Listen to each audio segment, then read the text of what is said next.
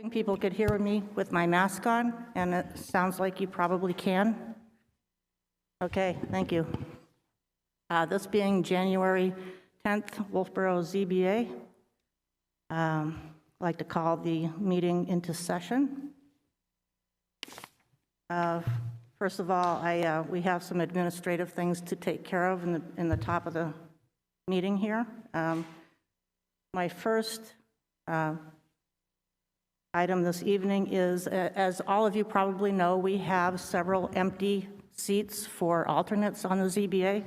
Tonight we have a woman who would like to take one of those seats and be appointed, and she's here with us tonight, and I will let her introduce herself.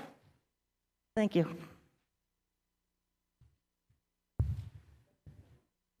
Involved in the community. I've attended several town charrettes and strategic planning sessions, and I'm serving on the Library Landscaping Committee. I also host a 5-day retreat for women once a year that has drawn women from across the country who, of course, all fall in love with our beautiful town. This town means a great deal to me and to my family, and now that I've retired from my full-time work, I would like to serve in a meaningful way. I believe that I can serve the town in a fair and impartial way. My work background is in organizational development, and I taught for 18 years at the University of Richmond, Virginia, and was adjunct faculty at University of Virginia. I also owned my own consulting business. I worked with leaders of all levels in both profit and nonprofit organizations to improve their leadership and communication skills, facilitating workshops that ran a half day to 2 weeks, and I served as the designer and facilitator of many board retreats.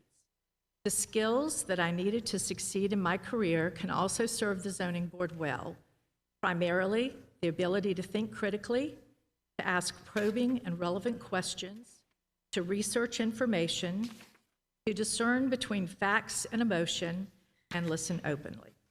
Thank you, Audrey and Tavis, for the opportunity to work with the zoning board. Thank you. I would like to appoint you to one of our vacant seats that expires in 2024. Would you accept that? Yes. Wonderful. She will need to be sworn in by the town clerk at her first convenience before she's able to sit at the table with us. But I'm really happy we have another alternate. I forgot to introduce the board. Let's start over here. Luke, Vice Chairman. Suzanne Ryan, welcome. Member. Sarah Silk, member. Audrey Klein, chairperson. Tim Cronin, clerk. And David Senecal, our present, one of our only alternate at this point. And Tavis Austin, town planner and minute taker tonight.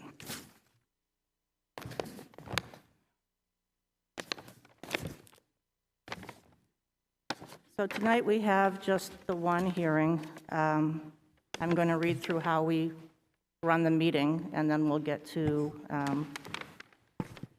some other business. The clerk will first read the notice and report on how the public notice and the personal notice was given, and we had a site visit, so that will be reported on. Any board member that needs to recuse themselves will do so at that point. Alternates will be seated if necessary. And once seated, they will continue serving as a voting member until the final action is taken. A quorum of the board is 3 voting members. A full board is 5 voting members. And after seating available alternates, if the board is not full, the applicant will be given the opportunity to continue their hearing to a time and place certain, or having their case heard with a short board, which thereafter cannot be used as reason for a rehearing. Then the applicant will present their case. The board members will ask questions and discuss the case with the applicant. I will open the public hearing and invite members of the public to speak. First those in favor, then those opposed, and allow for rebuttal. At that point, I'll give you some guidance as to what we would like you to do as far as speaking goes. At some point, we will close the public hearing and the board will deliberate. Many cases, we make a decision that same night. some cases go on to a time certain so that we can continue our thoughts and deliberation at another time.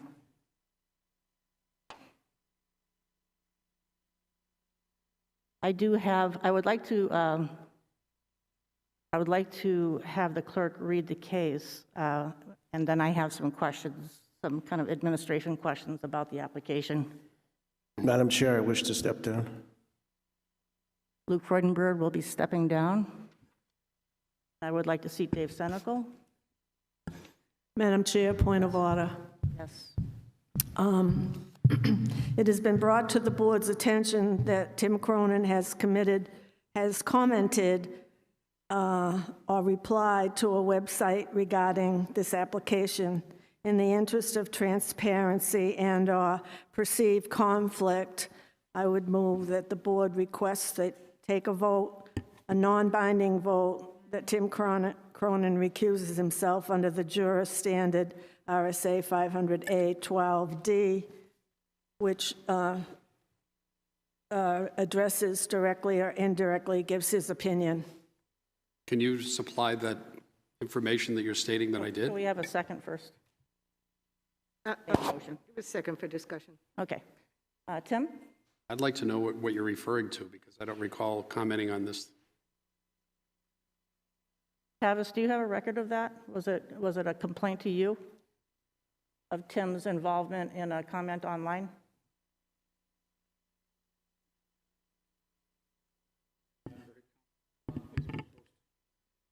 Tim, did you get that?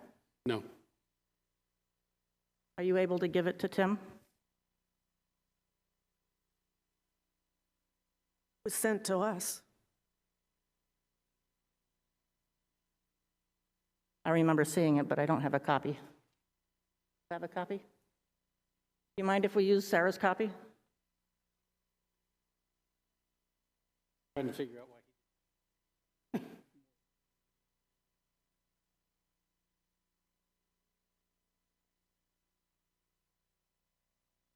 I didn't print the photo of the company. Oh, That photo of the Facebook.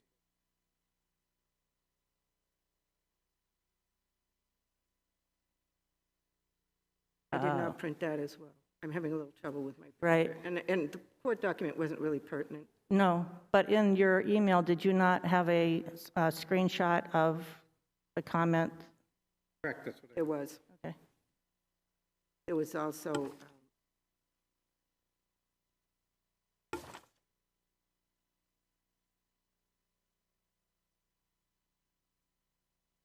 like to see that, because this thing states that I said Luke should resign.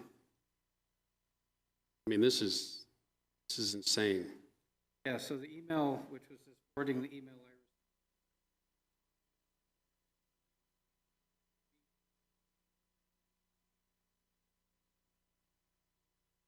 Your microphone, please. The email that I received was forwarded to everyone on the zoning board who's present here this evening on January 6th at 2:20 in the afternoon.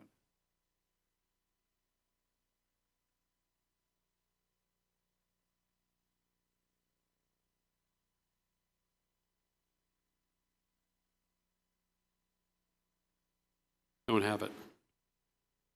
Can you send it again? Does it give an example of what supposedly was said on Facebook? Yes, it does. I'll see if I can find it as well, because I think without you seeing it, you can't really comment.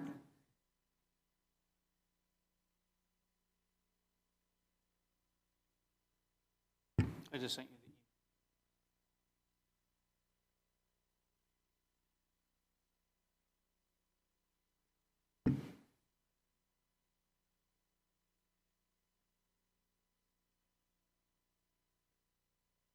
So I guess my question to you, Tim, is do you think you can be fair and impartial?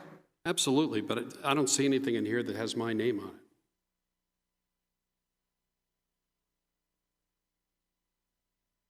They did is they hovered over, for those that are Facebook savvy, what he did was hover over the likes. So if a comment is liked by 9 people, you click on the likes and it tells you who likes it. And then it lists Tim Cronin, Angel Bennett, Matt Fontaine, and several others. So we've got a motion and a second. I would like to take a vote as to whether or not Tim Cronin should recuse himself. Suzanne? Sarah? I will vote yes only because I think that we have to be very transparent and not even have the any indication of impropriety, and I think we need to err on the side of caution because of the narrative that was in that email. Okay, I'm going to vote no. I don't believe that's a fatal error. Dave?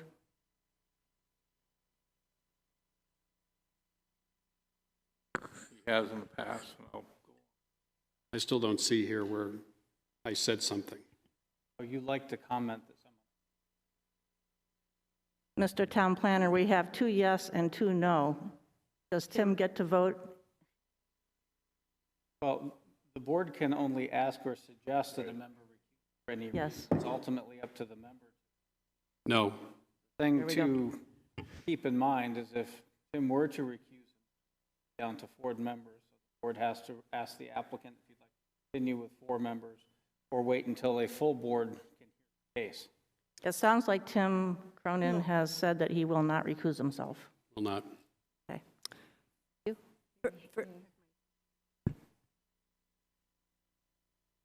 Suzanne? It's a non-binding vote on this particular issue, and Mr. Cronin has the right to stay on. The purpose of this is to get it into the record and to be transparent and open to the public. And whatever he decides is his decision, understanding that if this is appealed to the courts, then very likely a judge would remand this back to us. So that's part of the reason for doing it. And as far as 4 or 5 members, an applicant does not have the sole right to 5 members. That's something that we offer. And there's no statute that says there has to be 5 members. That's true. Very good practice, however. Thank you. If I remember from the Wolfeboro Community Group, the only thing I liked in there was saying that we need affordable housing in town. Has nothing to do with this case. An opinion. I think it's a settled matter, so I'd like to move on. We have, before we get to any kind of public comment, I do say we have a lot of submitted comment, and we appreciate that, and we will talk about that later. Right now, I haven't opened the public hearing yet. I'd like to ask Tavis some administrative questions as I was reading through the case. So looking at the application, I see that you accepted it as complete. I did notice that only 1 map and lot was noticed in the notice in the paper. It's assigned 2 map and lot numbers, but it is 1 piece of property. The reason it has 2 map and lot numbers is that it has a river bisecting it. It's actually 1 legal parcel. Audrey? May I speak to this? Sure. I had a question trying to figure out what lot was what from the small little drawings we have, and I called assessing. It is indeed 2 lots. There is the 204017 and 204015. They have not been joined together. They are 2 individual lots of record. The only person that could join them together would be the owner.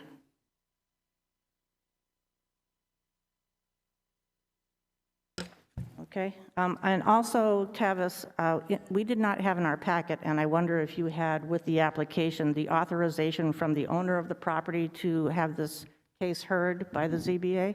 Or alternately, is the owner here? Have to talk with them. Yeah. It's really hard to understand. It's hard to hear me. It's muffled. Are you all having a hard time hearing me? Yes. Okay. So, yes, letter of authorization. Now, these are items that are in our instructions.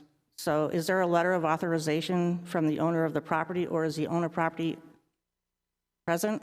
Because my question is, can we, I know we can't make a decision, but can we, how far can we go with this case without the owner of the parcel?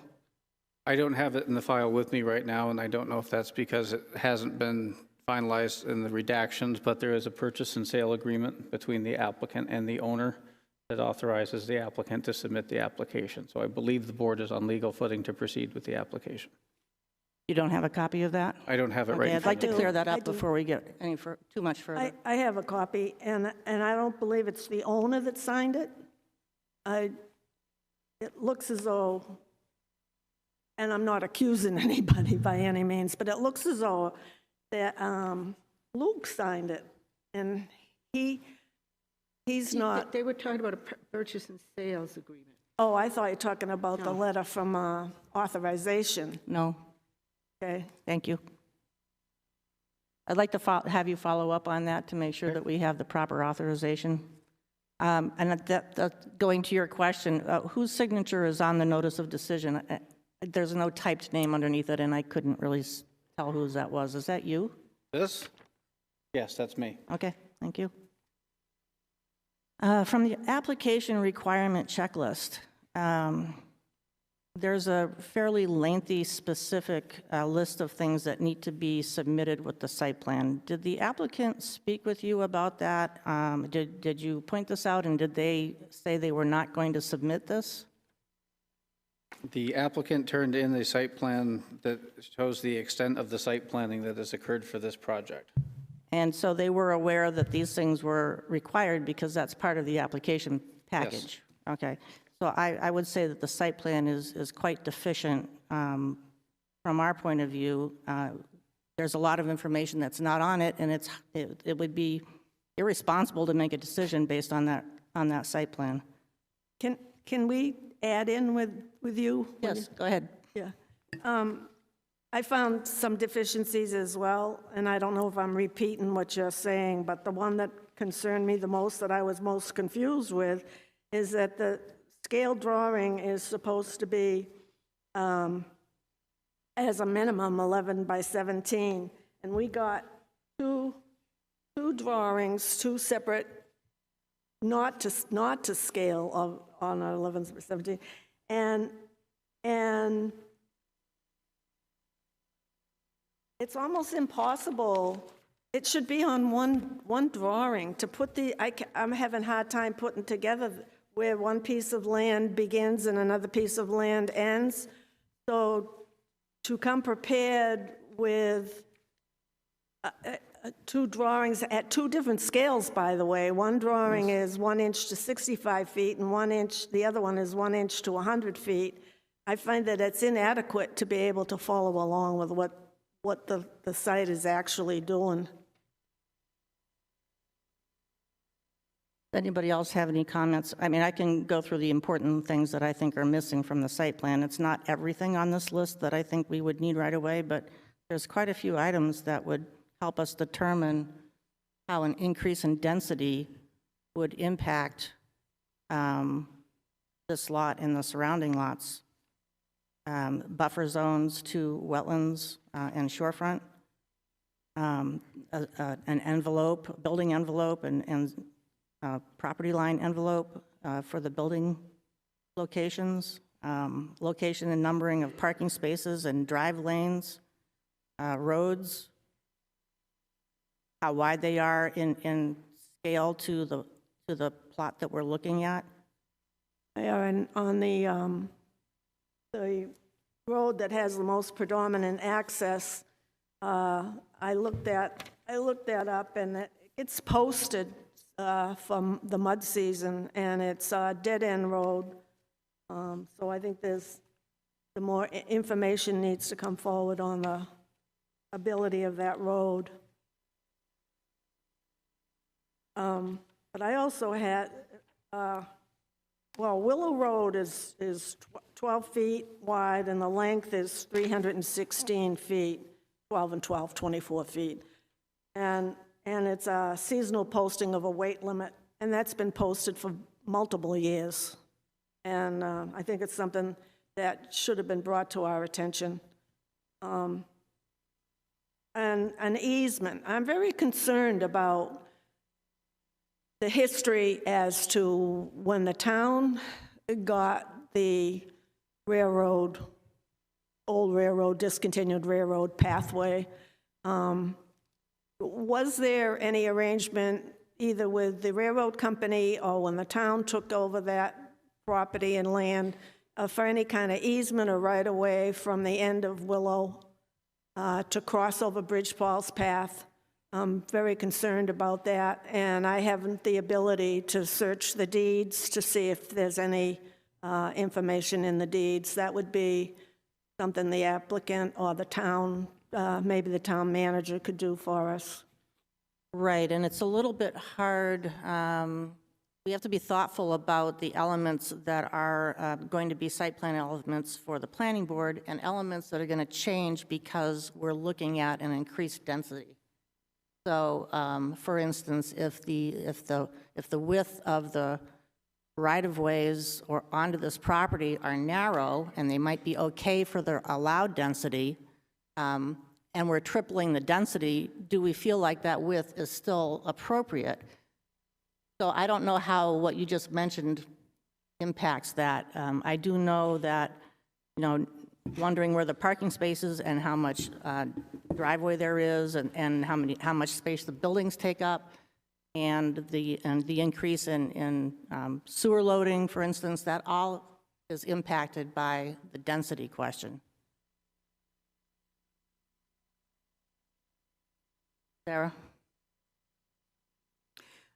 I think we really do need a better drawing, because if you look at the 204-017 small map, it appears from a very faint line that the third unit, the one on the right-hand side, actually is bisected by the lot line, and that is of concern because they are two separate lots.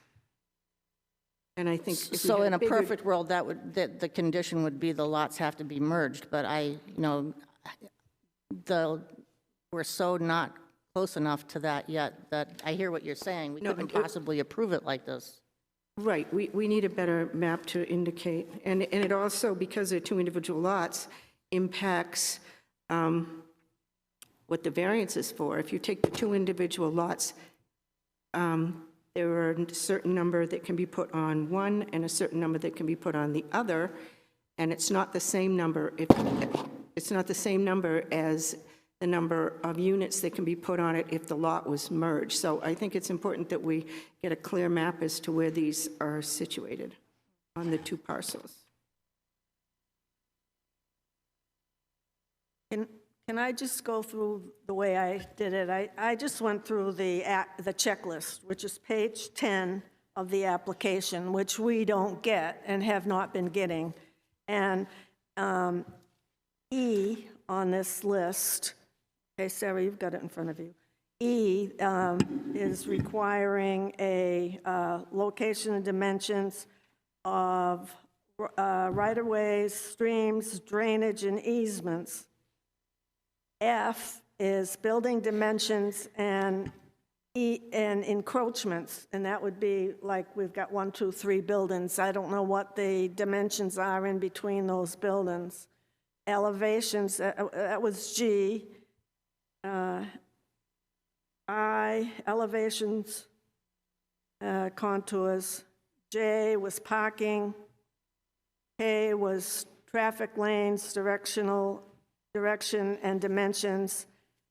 L was trash and snow removal. And will be discussion on that housing, affordable housing. But we didn't get any of that information. That's basic information that we always, or should always get with every application. And I don't know about the rest of you. I spent a lot of time trying to put the pieces of the puzzle together, and I'm having a hard time. Tim, do you have any comment on what we've received? No Dave? issues. No comment? And I Travis has left the room.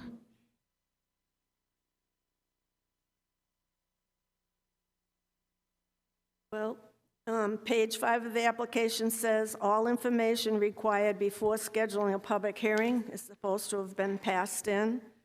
Page 4, information provided is the sole responsibility of the applicant before a public hearing can be. On this parcel.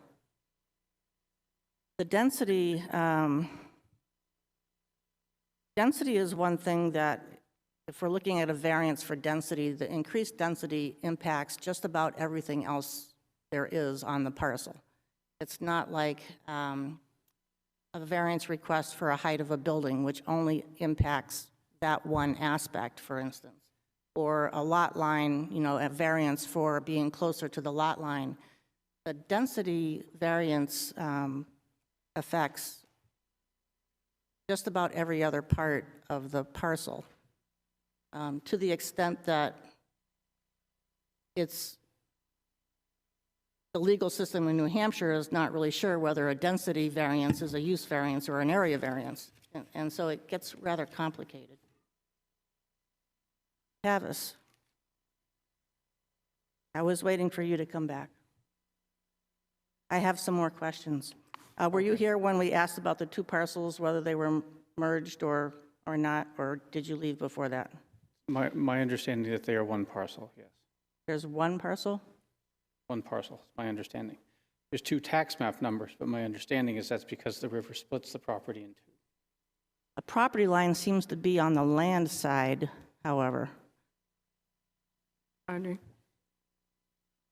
I did check with assessing, and one lot is split in two, and the second lot is not. So that has nothing to do with it.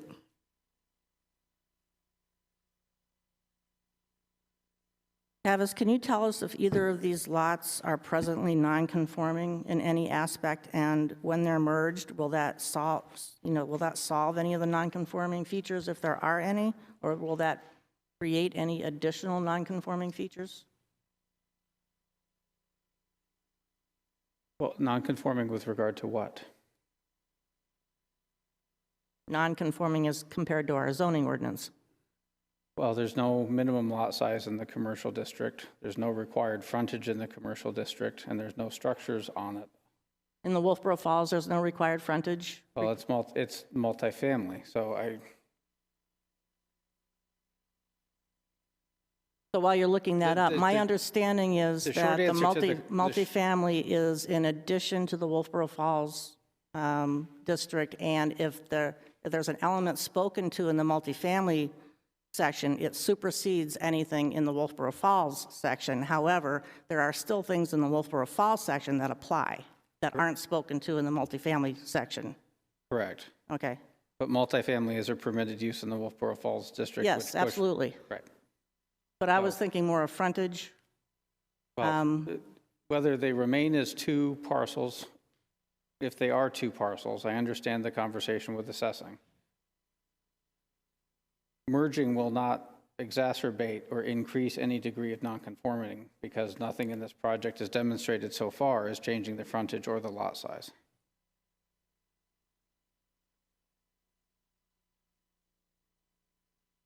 So if there's something non-conforming, it will continue to be non-conforming. Correct.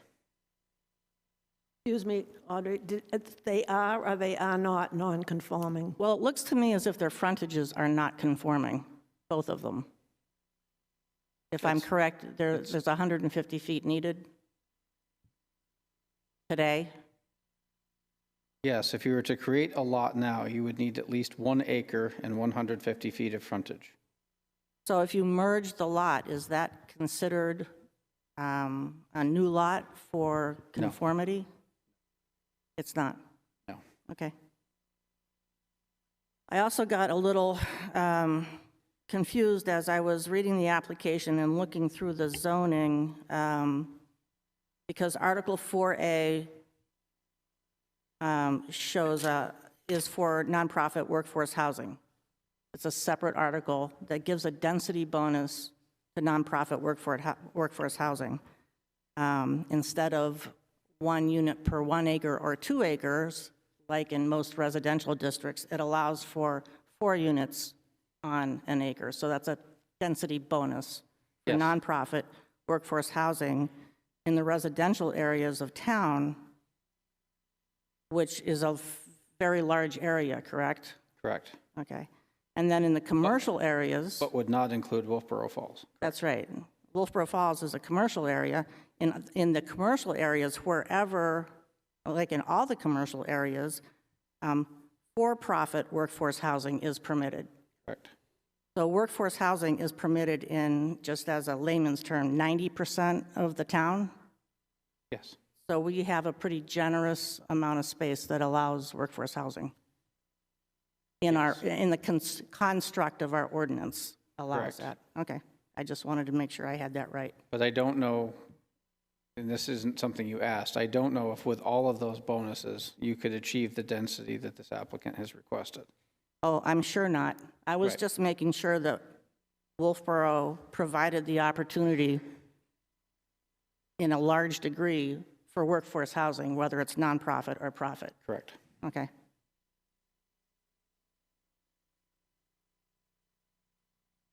When you were looking at the application, did you identify the parking requirements for the units that were being proposed? And if so, what is that? A multifamily requires 1 parking stall per unit and 1 for every 3. But I didn't evaluate it because there's no site plan part of this application that shows how or where the buildings would be located, how or where they would be parked or accessed or otherwise. My understanding is that this application is simply to see if the density is permissible, and then if that density is permissible, the applicant would go on to actually try and design a project. There were a number of questions that came up. I spoke with the applicant at length, and I said, are you sure you're going to be comfortable with the height limitations? Are you sure you're going to be comfortable with the shorefront? And they said, I don't know yet, but there's no reason in designing anything if I don't know I can achieve the density. It's true, you wonder which one comes first, the chicken or the egg, and that's why a density variance has such impact on all the other site plan configurations, because knowing how many parking spaces you're going to need and where they're located is critical to being able to assess the application. Well, the parking section is as I stipulated. If you look in parking, it actually says, for a 5-unit building, you need X, and for a 7-unit building, you need that, which is interesting because the zoning at its face doesn't. Say that again, I missed what you said. In the parking section, it says 1 space per every unit and 1 per every 3. It then specifies how many you need for a 3 and 4 unit apartment building, but it doesn't go on at detail. However, because it's a commercial project and part of site plan review, the town adopted last year the planning board the ability to look at a parking management plan and come up with alternate parking solutions for a project such as this. So there's any number of things to look at.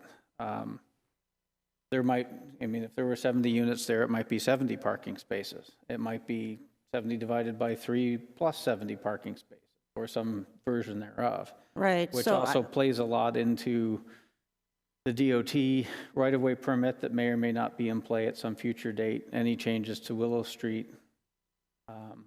If you were to ask the applicant, I did bring up all of these facets, and they decided to submit, see if the density could be achieved first, and then design around that. Understanding that there might be 4 or 5 other variances that crop up, or special exceptions, what have you, depending on what's proposed. Special use permits, site plan. Right, but also there's a number of those variances that might be required simply because a 3-fold density has been approved. So I think they kind of go hand in hand. But I would submit that the board, even if the board were to grant the density and units, grant the request for an increased density and increased number of units per building, I don't think then it's a foregone conclusion that the board then has to grant everything else to get out of the way. No, it certainly isn't. Right, and that's what I'm saying. Would we be in a better position 3 months from now and $80,000 from now to tell them that we can't pass a variance on, whatever it is? I just think it's in their best interest at this point to be giving us more information on that not only is it in their best interest, but it's also a requirement of the application. It doesn't, we haven't addressed this, but here.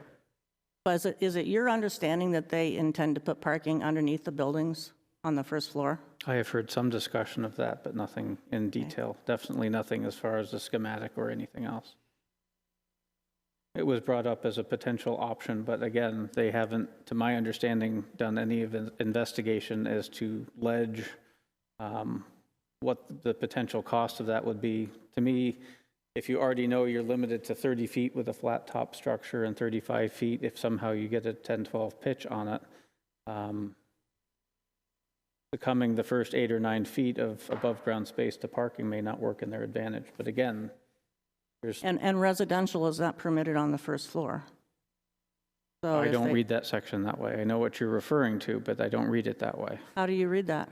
It says multifamily is permitted, and it also allows for residential units to be above commercial units. It Oh, does, absolutely. But I don't read it that commercial is required on the first floor. what would be on the first floor if residential is not permitted? It doesn't say residential isn't permitted. It says apartments are not permitted. Where does it say that?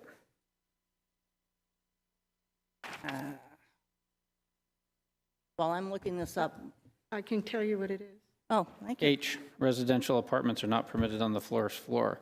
Restrictions established by the multifamily provisions of this part. Right. Residential apartments are not permitted on the first floor. So then They There have to decide has what's to going be on. something on the first floor. Correct. Okay. And residential parking is residential. That isn't a question that's been asked yet. Okay, well, Definitely to the hasn't best of been my decided knowledge, parking identified specifically for residential units on that lot, identified along with the unit, is accessory to that unit and is residential, is the way I understand it. And if we get that far, we might need to get a legal opinion on that. Again, without any of the plans in front of us, it's hard to know what else we're looking at. Yep, I agree. Well, I'd ask the question, is that something that we need legal counsel on? If we get that far, I think it would be, if it's questioned, I think that the legal counsel needs to answer that question. Yes. I think for now, that's all I have in the application zoning question area. Do you? Yeah, I anybody else have- outlined the ones that I had too. And I think that there's simply not enough information to make a final determination on this application. And board would have a couple of options here. They could either continue it and not open the public hearing, or open the public hearing, and that in itself would say, okay, there must be enough information. Does it? Does it? In the planning world, yes. In the zoning world, I don't believe so. Because the zoning board doesn't have to determine that an application is complete or not. You could open the public hearing and simply, I think you have to open the public hearing if you want to continue to a date specific.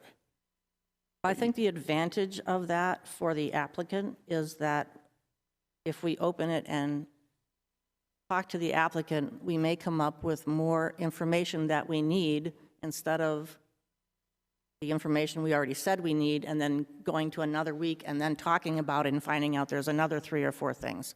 Well, and the other thing I'll mention, if in fact it is 2 pieces and not as presented to me as one parcel, it should probably be renoticed anyway. I agree with that. And we should have a signature of the owner. I have the copy of the purchase and sales agreement, but I can't print it for you because obviously my computer's up here and the printer is downstairs. And I don't know if that, if that qualifies or not. I don't have much feeling one way or the other on that. And what was it? Purchase and sale agreement, does it outline exactly what they're asking, if they don't get this, get this project permitted, they will not be purchasing the property, or is it more general than that? I'm more interested in who signed this sheet. That is the sheet that says I will not, the owner of the property will not be able to attend, and then he delegates whoever to represent him, and I don't think that's the owner. That's the owner's supposed to submit something to us. Tavis, do you have an answer for that? I'm going through the purchase and sale agreement right As far as I can tell, we don't know if the owner knows all this is going on because we don't have a letter from him. That's a hard and fast legal point.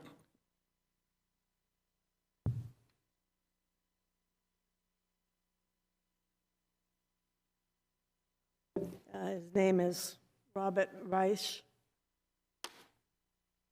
That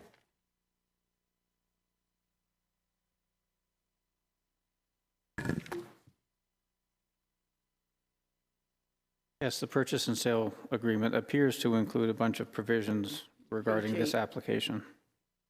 I think we need to get some, For that matter, Guidance on that. one of the applicants is online, and is listening to this remotely, and can probably email the owner and get an email saying, yes, yeah, that would be fine.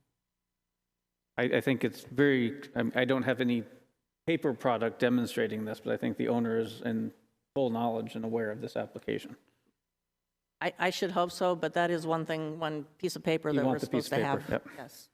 So the question, I think, before this board now is, do we open the public hearing so that we can talk about the project with the applicant and find out what other information we may need in order to feel comfortable making a reasonable and legal decision about this? Or do we continue this until next time when at whatever point they are providing more of a site plan and the 2 or 3 other things we already know about?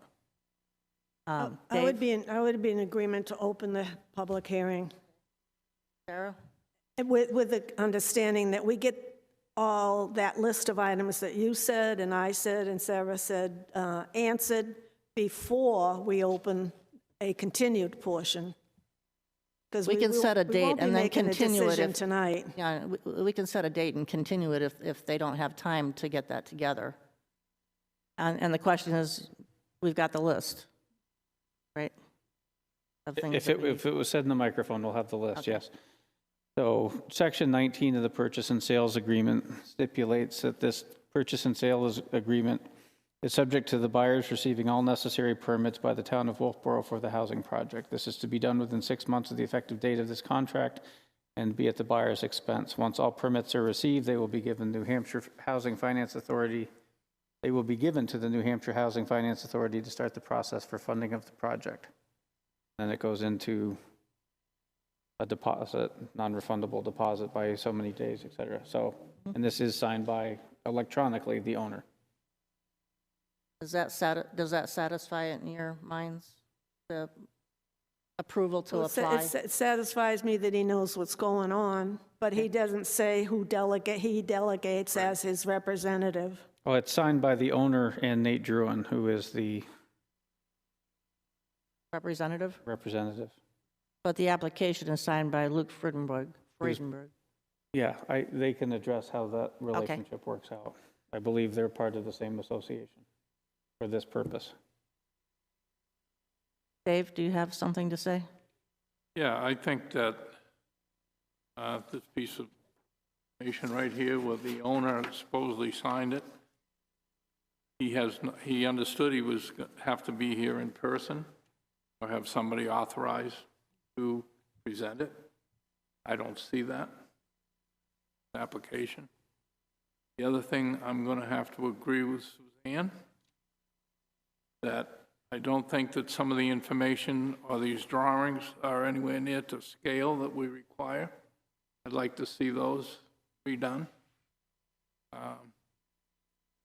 And the other couple of things that were presented or talked about earlier. I don't disagree with that we should have more information, I think, before we even open the hearing. That we should just put it off to our next meeting date and have them get this information to us. My feeling. And, I mean, I do certainly have a number of other questions for them that they may need to still go out and get more information for me for, once we open that. And that I was just trying to make it maybe easier on them, because that would mean a third meeting, which might be necessary anyway. I'm not opposed to doing it the way you suggested. Tim, what is, yeah, No issue, I agree with Dave. Dave has more.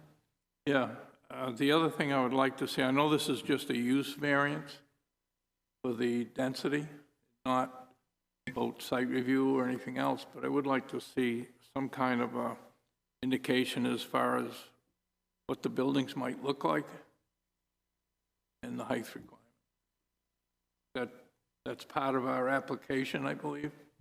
So I think that information we don't have, but I think, I know there's a lot of interest here and probably online, but I think that from my perspective, we don't have enough information to open this hearing up.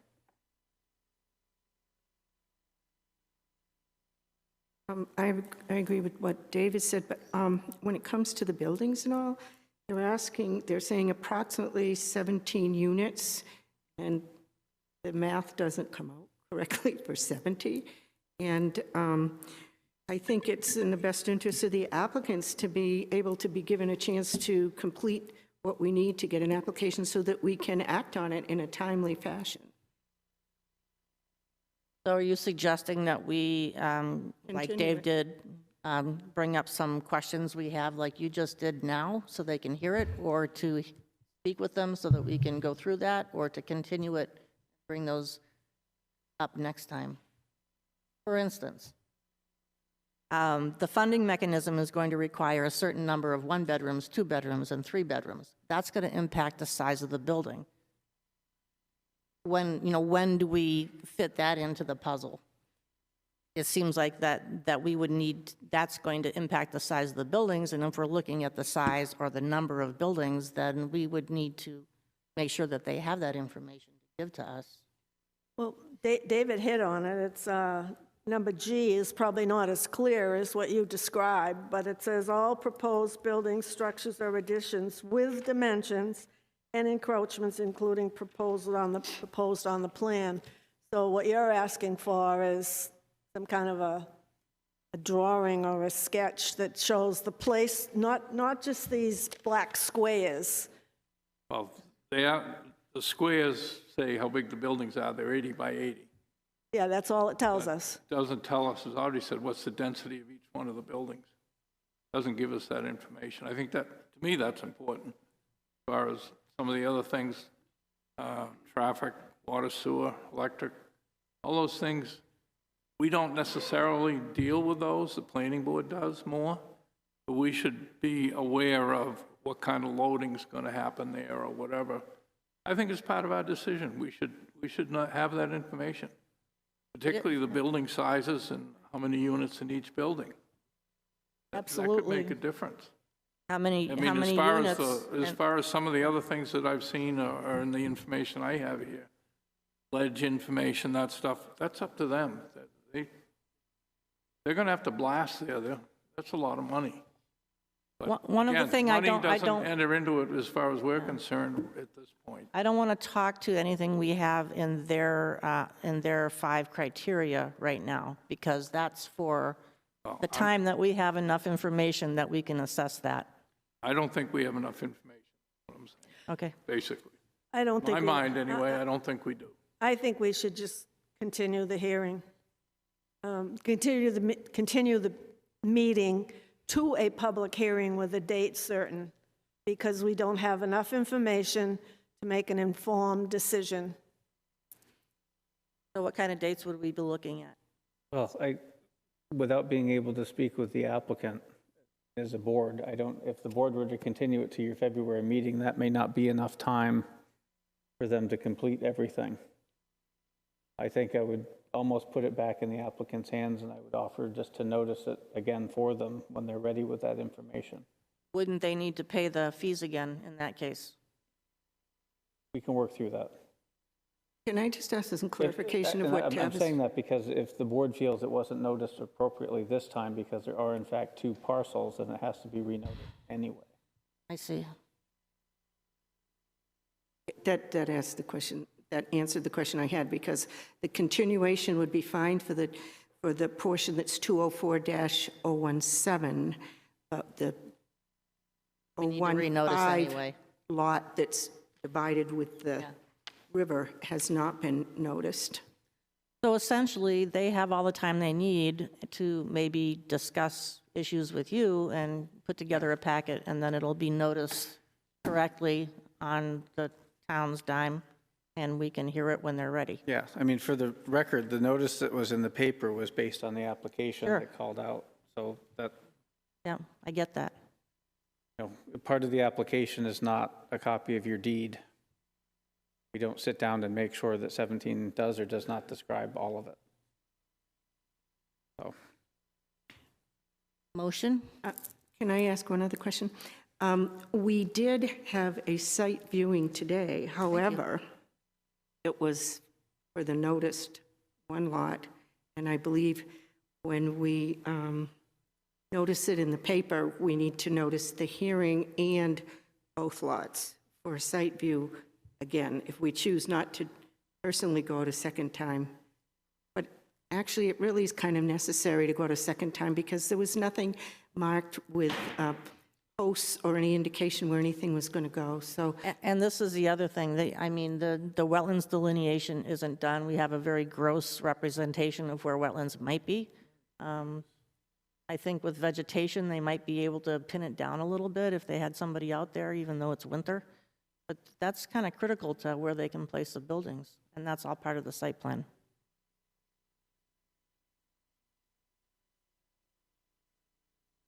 I don't know. I mean, I see Dave. where the board discussion is going, but I think at the same time, the applicant is looking at this very simplistically, saying, I know what every other constraint is that the town may have and that come with this property. I'm just looking for the green light to proceed with density, because there's no point in doing a wetlands delineation, designing buildings, conforming with apartments on the first floor or parking on the first floor, and whether that's all of that.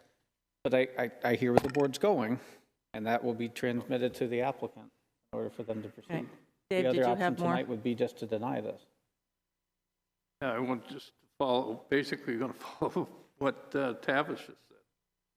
No, this is a use variance. Really isn't, they're not asking us to give up parking spaces or any of that stuff yet. Because Not they've an gotten area to that variance. point. Yeah. We're looking at the density factor and the use of that property for affordable housing, so many units of it. That's what we're looking at. But on the other hand, the application does say that we need certain other information which we don't have. That's why I'm not in favor of moving forward with this tonight. I think the applicant can easily find, get that information to us. They'll Or have to something blow it up closer. to a different scale so Yeah. that they can also look at it as we can. We ask in our applications that it be a certain scale. We don't have that. It's hard to look at something when you have 2 different scales. Even though we're dealing with use situations, there are things in our application that say we need to make a decision. We don't have it, in my opinion. That's the way I feel. Yeah. I'm going to make a motion. At least I'll try. Keep it simple. That due to the fact that the board does not have the basic information that we need per our application process, that we do not open the public hearing. And we schedule it.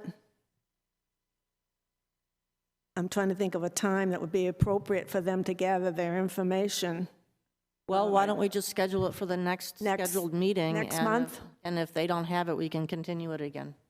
That's what I think. Is that okay, Dave? Yes. Okay, and then we schedule it for our regular meeting, the first Monday of the month. It's actually the second Monday, isn't it? February 14th. Okay, Well, we I have hadn't a question decided on about that, actually. because it noted on our schedule that we were not meeting on the 7th because of voting, and the voting, if I'm not correct, correct me, Dave, I'm sorry. It was noted on our schedule that we weren't meeting here on the 7th because of voting on the 8th, but I believe the voting on the 8th is at the high school, correct? And the reason it was canceled here was because Monday night, all the voting booths would be set up, and that's not the case. Well, then why don't, Just a minute. oh, I was just going to try to I'm get a not sure, date. Sarah. I'm not sure. The list in the packet said it's March 14th. Correct, but the reason it's noted as changed is because of voting, and I've been told voting is not going to be here, the deliberative session is not going to be here on the 8th, negating that issue. Linda Murray, can we recognize her because she might know? Yes, Linda Murray, Board of Selectmen. Linda Murray, Chairman of the Board. Deliberative session will be up at the high school on the 8th at 7 o'clock. Voting will take place here at the town hall. I think it's March 14th, Correct. right? Yeah, So none of those things have changed. That's the way. We don't want to be here March 14th No. then. All right, well, wait, we got a motion on the floor, just trying to figure out the date. I pulled up the calendar. I don't know if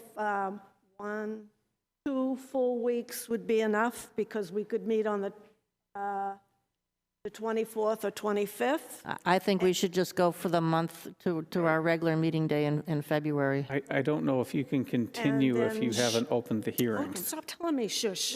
I had the floor. Everybody can't talk at once. I don't know either. And if the board's of the opinion it has to be renoticed anyway, then I would say the board can just close on this item and renotice at the applicant's pleasure for when they'd like to come back. So we could meet on the 7th, that's a Monday. We're going to meet on the 7th for no matter what. I mean, but yeah, we could meet Instead on of the the 7th. 14th. Is the 7th the first Monday? Correct. It's a Monday, A Monday or the first First. Monday? the first Monday. So I believe that we meet on February the 7th. I believe that it has to be renoticed, and so it can be renoticed All for right, let any me meeting. Finish the motion. So Okay. I would finish the motion by saying not to open the public hearing because we do not have enough information, basic information from our application process, and that we meet on the 7th here in this building at the town hall, time 7 o'clock, so that's date, time, and place, and that we renotice this at the cost to the town because we didn't get our due diligence here. I would amend that to say that we will renotice at the time the applicant feels that they are prepared. So it may not actually be February. Well, I think we should renotice a site visit in the newspaper and renotice the whole thing. At a time when the applicant feels they're prepared. Well, yeah, if the applicant brings it in. If not, of course, we wouldn't notice it.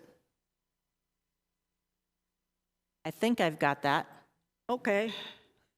So essentially, nothing's happening tonight, and it will be renoticed when the application is complete, as outlined by the materials the board called out this evening.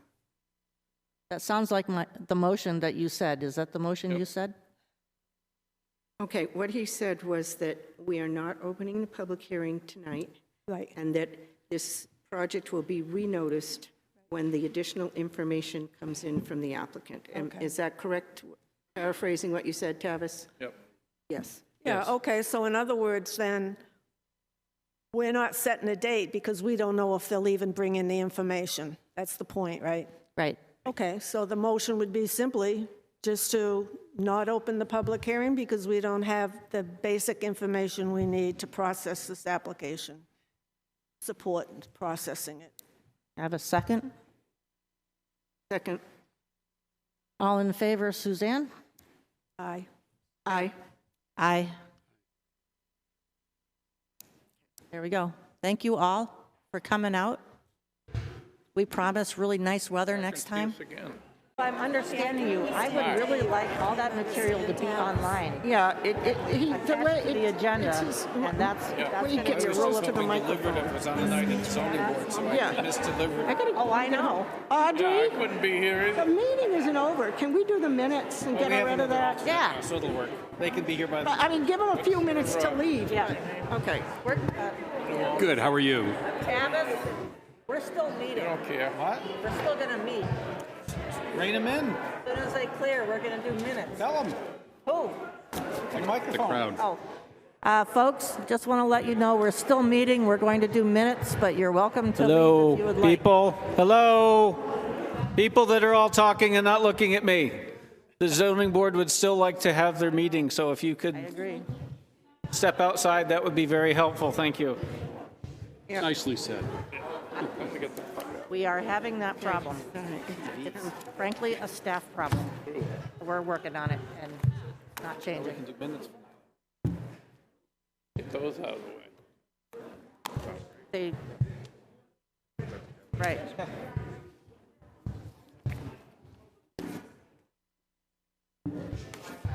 That's when we get it. Like I said, it's a staff issue.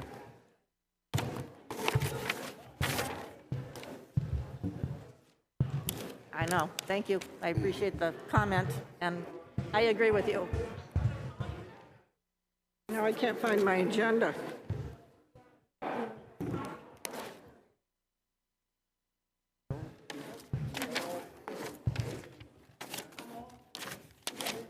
Well, thanks for Right. giving me the heads up on my August. Right.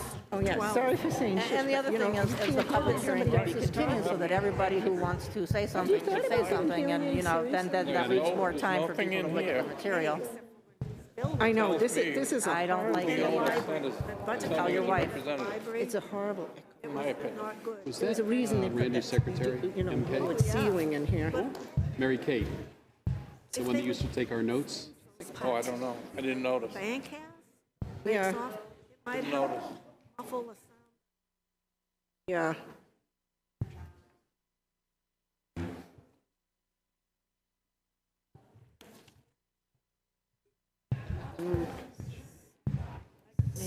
Kathy tomorrow. Kathy, What was that thing you told me about? I don't know either.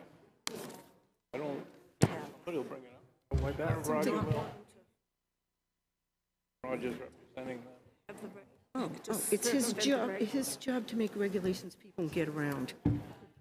We're still live, right? His job, to make regulations people can get around. Isn't that Maggie sitting right We are, there? Sweater? That's what I thought. Okay, yeah. you probably know who this woman is right here. Where'd Audrey go? What are the hats? Pardon me? What are the hats? It's promoting the units. Oh. I should get one of those hats. I'll ask Luke. One of the hats. Yeah, I'm a hat. I don't drink, but I can take it off.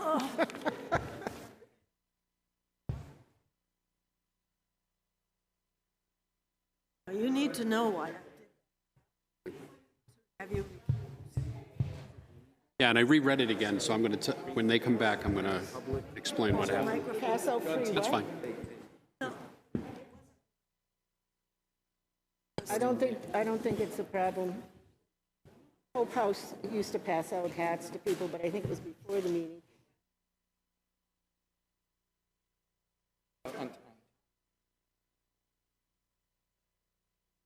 I could pass out $5. I'd invite you to every meeting. But if I passed out $5, what would happen? Forgot to read those two into the record. But anyway, we could check on Yeah, that. but not in that one.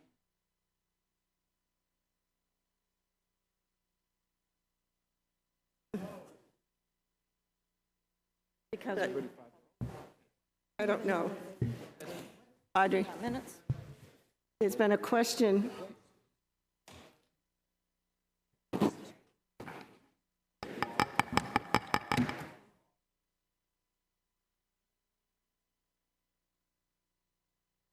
Audrey, Next. Let's go.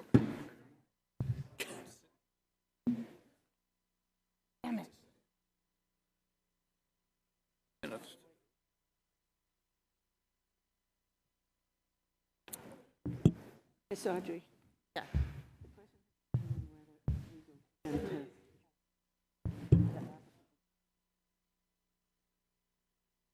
Just for the board's edification, you're still on TV, and there might be people that are wondering about all the sidebar conversations that they're not able to hear. We did not hear the submitted public comments because we didn't open the public hearing, but there have been comments sent via email, about 20 of them, and we will read some of those into the record. We will keep them all in the record for this previous case. And should the applicant return and we open it again, we will make sure that those get in. Before we move on to the next item, I'm going to address this email comment, what was called a comment on Facebook. It was a girl named Jen Morgan said, will Luke be resigning from the board if he is involved with this development? There seems to be a huge conflict of interest. Also, have the environmental impact studies started? When I read that, is Luke going to recuse himself? You're going to step down. And if you look, his chair is empty. So, Suzanne, I appreciate you bringing that up to get it into the record and whatnot. But the only agreement that I had on that is that Luke should have recused himself, which he did right up front, which is the right thing to do. And I don't know how that could be taken out of context to say that I was in favor or against anything. But the applicant should not be also voting at the same time. Thank you for listening. Just a little concerned about discussing any aspect of a project that is not being heard by the board at all and when the applicant has left the room. Are we moving on to the minutes, Audrey? Yes. Find my minutes. I had a change for the June 23rd, or way back to then.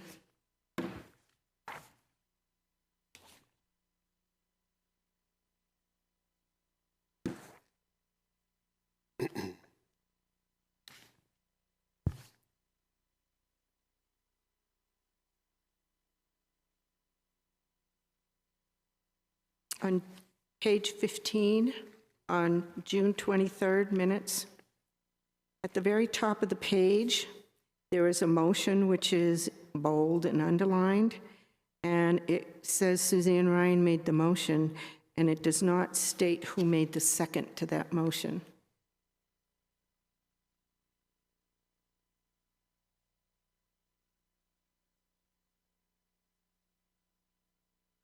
Does anyone, I don't know if anyone recalls. I don't recall who made it.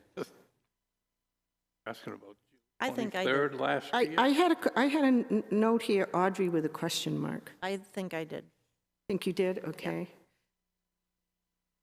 So that was the only change I had, if you believe you did. That Then- sounds like something I would do. Then I would make the motion that we approve the minutes for June 23rd as amended on page 15. Second. All in favor? Aye. Aye. Aye. We didn't hear that hand wave, Suzanne. You have to say aye. You can't hear the hand raise. It's a silent aye. Okay. While we're going between minutes, I should update the board. The town has hired a new secretary for the planning board and zoning board minutes.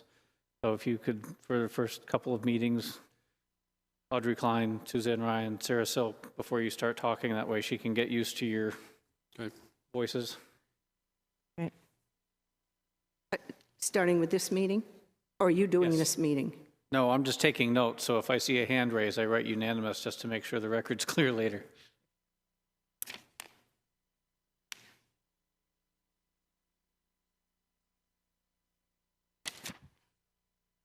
So July 19th, are there any comments? I had 3 notations on those. The first one is on page 7. At the end of the second paragraph, I had a notation here that Suzanne made the point that it is in a residential zone. Second paragraph on page 7. Excuse me? Second paragraph on page 7. Yes, second paragraph says Audrey Klein inquired about the height of the building, blah, blah, blah. And then Suzanne made a point in the residential zone. Okay. On page 10,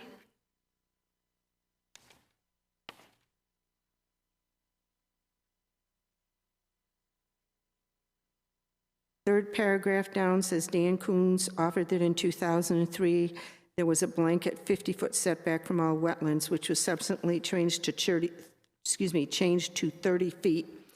And he also commented it was 75 feet for very poorly drained soil, which needs to be delineated. Yes, I remember that. And my last change is on the very bottom of page 11. The second line up, it says, it refers to RSA 175, 81, and 82, and that's not an RSA, it's actually the Wolfeboro zoning ordinance, 175:81 and 82. And that's it for me. If no one- Anybody else? If no one else has changes, I'll also make the motion to accept July 19th minutes as amended on page 7, 10, and 11. Second. All in favor? Aye. Aye. Aye. Recuse myself, I was not present. Okay. August 2nd.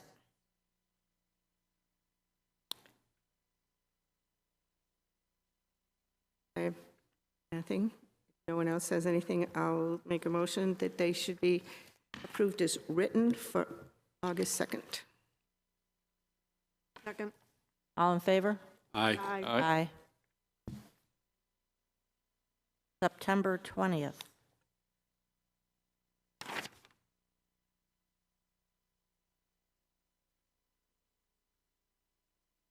Make a motion to accept as written unless someone else has other changes.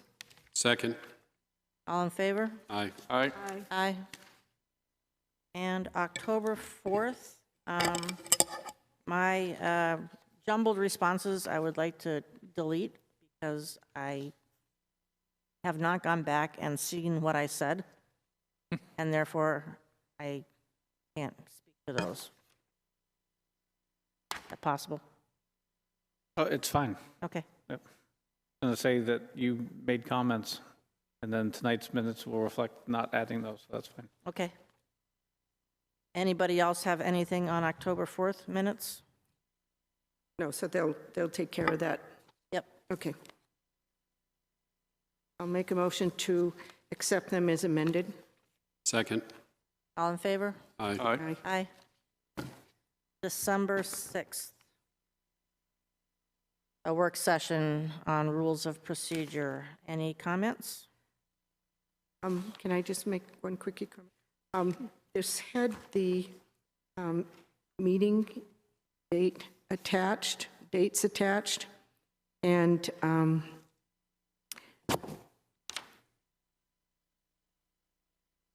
we should probably correct the fact that it was an error for February 14. We can now do it on February 7th. Right, and actually, we were going to discuss the email Tavis sent out about several date changes and review those at our next opportunity, which I guess is tonight. Do you have that information? Let's finish this, though. So, what else did you want to say about this? I was just going to change it to February 7th. Okay, we can certainly change that one.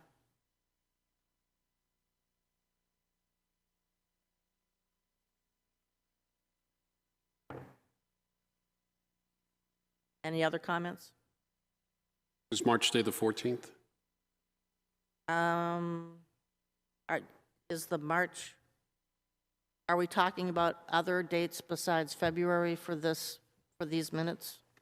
No, it's just the February one. I was just looking at February's. What did Linda just say was the voting date here in March?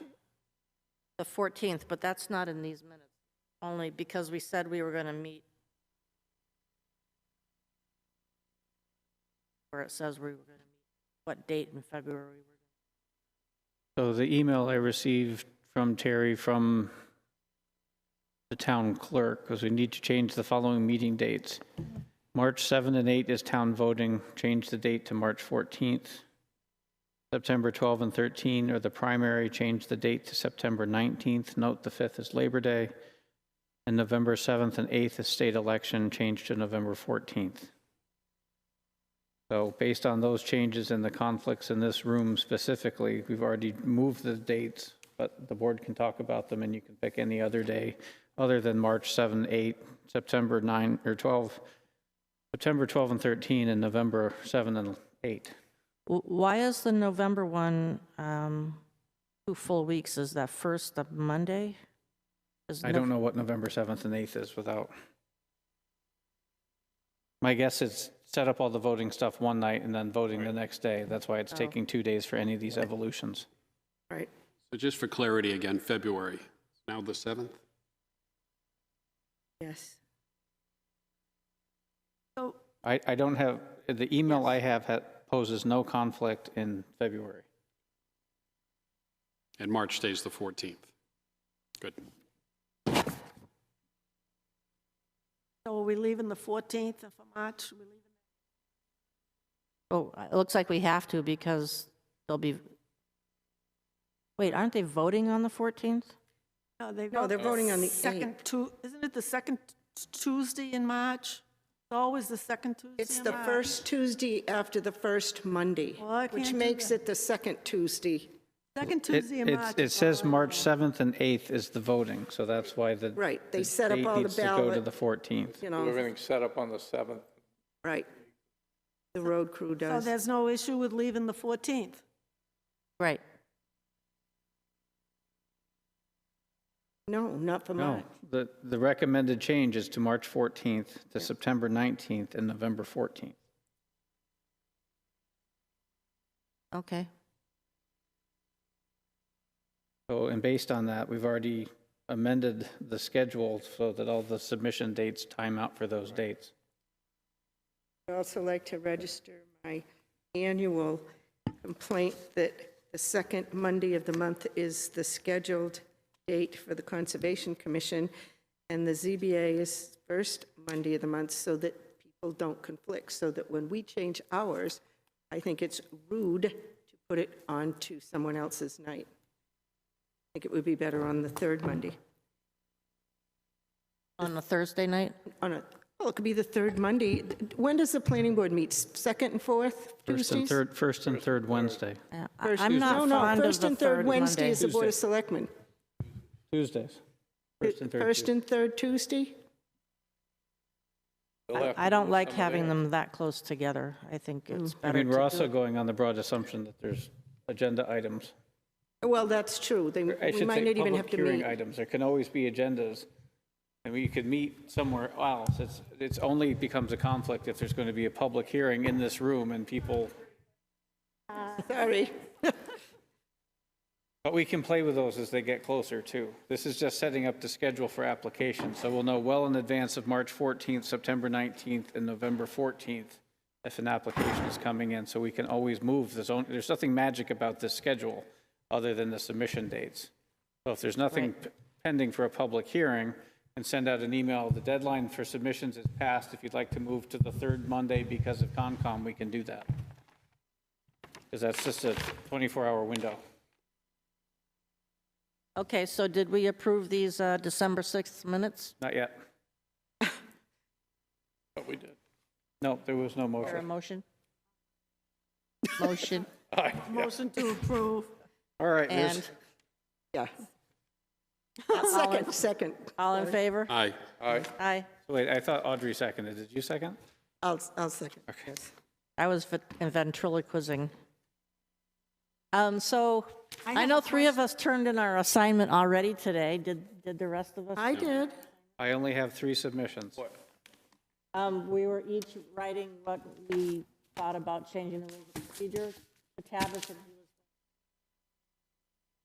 I was going to wait for tonight to conclude in case somebody came in with a thumb drive or, Right. No, he was waiting what's for everybody. All I can say is if you snooze, you lose. So I'll send them out in the morning. Yep. I'd like to get them reviewed and see if we can address them sooner rather than later. Good stuff. So good stuff for discussion. I try to incorporate different things, and I have to say that my skills are not up to yours, Audrey, and it never occurred to me to make it red for anything I put in there, so. I have a question. During our public discussion on that application, the question came up, and I said, do you think we need to get legal counsel advice? Now I can't recall what the question was. It was whether parking accessory to residential is considered residential and not considered commercial for first-floor parking. And it's not going to matter unless they come forward with that proposal. It's not going to matter why? Unless they come forward with the proposal to put... Isn't it something you'd like to know, have the answer to, in case somebody else comes along? Sure, something but else I and- think we can ask it at that time. I also had someone ask me a question as they were leaving, and they asked if it was legal for the applicant to be passing out the free hats at the meeting. I don't know the answer to that, and maybe we could ask the town attorney that. I don't know off the top of my head either. I know if it were a town vote, there would be all sorts of problems. If it said, vote for my project hat. If they, I don't know if electioneering counts. I don't know if electioneering if they were counts wearing at a ZBA T-shirts meeting. with the same thing on it, I don't think we could really restrict it. But them wearing the T-shirts and passing them out free is different. The only time we've really run into this was Hope House, and people came wearing the hats, but I don't believe they passed them out at the meeting. I don't think they had tables of them on the meeting. And Procedurally, I was raised that you don't wear a hat indoors, so whether they handed them out or not, that's another question. New England now, you always wear a Well, hat. they said if they're passing out $5 bills, Your it'd be father a must problem. have It would known be my a father. bribe, and the hats we know cost more than $5. So I don't know whether. Well, they're using this facility as their office or as their campaign headquarters. It might not, I heard the same question, or I was asked the same question, but Yeah, I don't know. I don't know the answer. I think it's up to the Could we selectmen to respectfully ask them not say to what do it happens in next this time? building. I don't know, I think there's probably something legal having to do with that. I can ask the town attorney that question if the board would like. I would like Tavis to Because do that. it's I not think going we to be need to know. specific to that application, but Yeah. any applicant with a project before the zoning board, or planning board for that matter, is it appropriate to be handing out Well, they get kind advertising of materials? sensitive about stuff like that. Your UPS man can't take gifts from you when he drops off, and the stuff, and employees can't accept gifts from people. The guys that drive the shore trucks, when they go to pick up all the Christmas candy, can't take home boxes of candy. So, it can get dicey. Well, Audrey and I each had a former employer that was in a town that was known for its confectionery wares. Oh, Lord. They would do an end run often by saying, we know we can't give any of the board members gifts, so we're just going to forget to take these items with us when we leave and leave them by the door. They leave them for the general public. And for the general Yeah, public, yes. 3 boxes of, If there's A no other certain kind of business, can we candy. adjourn? has somebody made a motion? Second. All in favor? I Yes.